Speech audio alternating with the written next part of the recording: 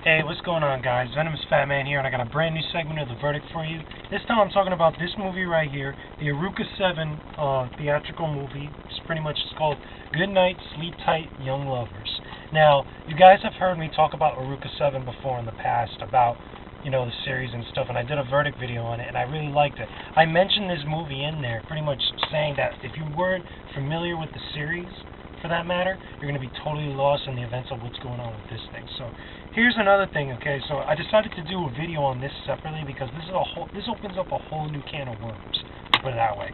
And it brings up a good point that, I've said countless times in the past before when it comes to anime series that actually get theatrical movies.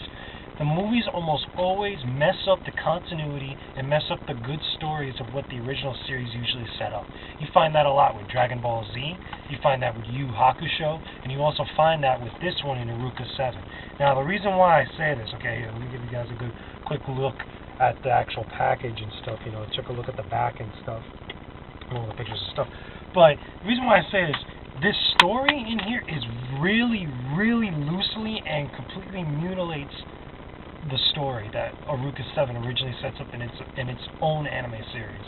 The reason why I say that is because a lot of the characters, number one, have changed. Even though they get the same voice actors and some of the same crew from the Gecko State and also from different guys from the military and stuff are all there and all present, but there's a lot of roles that are changed, and there's a lot of different, I want to say, relationships the way that they were in the original series, they've changed over the course from the actual series over to the movie. Because the movie doesn't necessarily take place before or after the events in the series.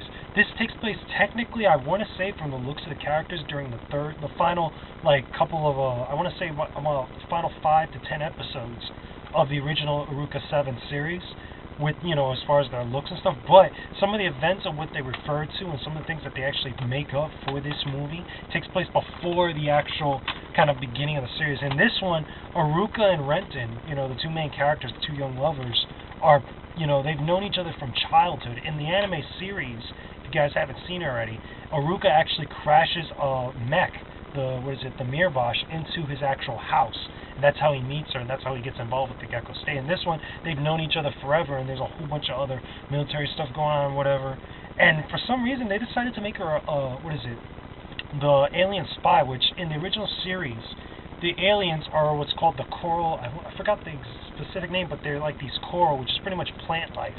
Alien plant life that actually is, involved with the actual affairs of the world. And this one they call it the Ezio in the movie, and the Ezio is the actual enemies of the actual, the entire world, as opposed to the, Holland's brother, Holland being the commander of the Gecko State, and the army.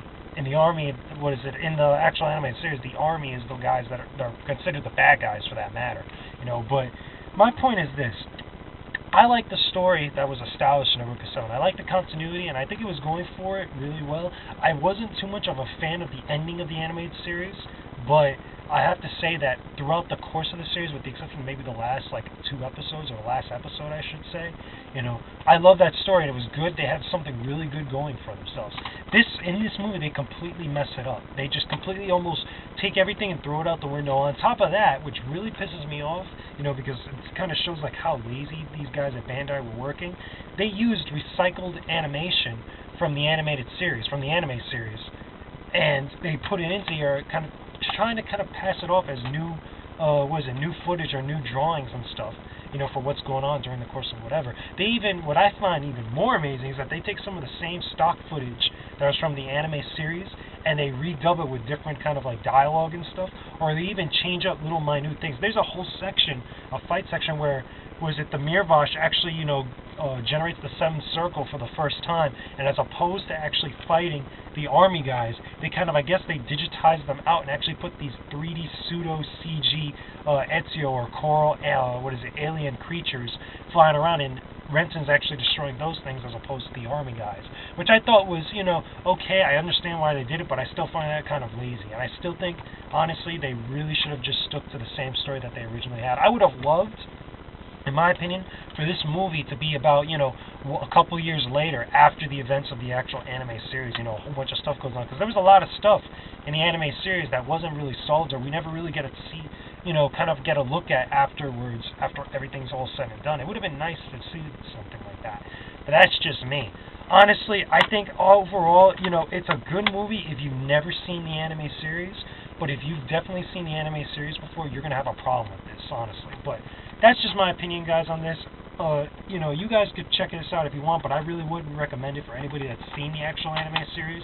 I think the anime series is much better as far as story and as far as everything else. But for anybody who just wants, to have a free, little bundle of fun, I guess you could check this out. But anyway, that's just my opinions, guys. Leave your comments and video responses. I don't mind. Just keep it civil. Let me know what you guys think of this movie. If you like the anime series or if you like the movie better, put it on there in the comment section. And I'll talk to you guys again soon. Venomous is out. This has been The Verdict. Enjoy your day, people.